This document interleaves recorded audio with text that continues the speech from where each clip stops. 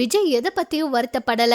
விஜய்க்கும் அந்த நடிகைக்கும் இருக்கிற நட்பை வேண்டவே வேண்டான்னு நான் சொல்லியும் என்ன அவரு ஒதுக்கி வச்சுட்டாரு. அந்த நடிகை பெயரை நான் இங்க குறிப்பிடல, ஆனா அவங்கனாலதான் இப்படி ஆயிருச்சு என்னோட வாழ்க்கை அப்படிங்கிற மாதிரி சங்கீதா வேதனையோட சொல்லி இருக்கிறதா செய்திகள்ல எல்லாம் ரொம்ப வேகமா பரவுது. விஜய் அவங்களும் சங்கீதா அவங்களும் விவாகரத்து வாங்க போறதா செய்திகள் பரவுனதை தொடர்ந்து இப்ப சங்கீதா அவங்க மனு தாக்கல் பண்ணியிருக்கிறதா தகவல் வெளியாகி இருக்கு. சுதந்திரமா நான் இருந்தேன், ஆனா சுதந்திரமா என்ன இல்லாம விஜய் அவர் பண்ணிட்டாரு, நிறைய கட்டுப்பாடுகள் போட்டாரு.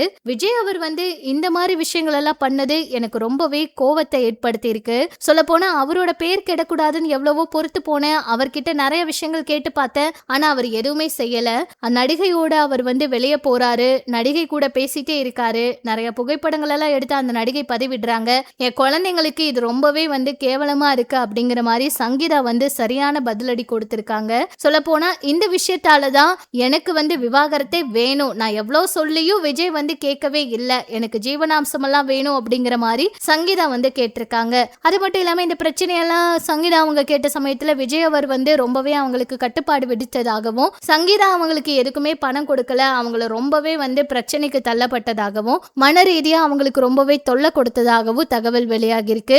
இவ்வளவு பிரச்சனைகளையும் கடந்து வந்த சங்கீதா அவங்க கொஞ்ச நாள் பொறுத்து பார்த்திருக்காங்க. எதுவுமே சரி வராதுன்னு தெரிஞ்சதுக்கு அப்புறம் தான் அவங்க விவாகரத்துக்கே முடிவெடுத்தாங்களாம். சங்கீதா அவங்களுடைய இந்த முடிவு இப்ப ரொம்ப பெரிய பேசு பொருளா மாறி இருக்கு. அடுத்து என்ன நடக்க போகுதுன்னு பொறுத்திருந்து பார்க்கலாம்.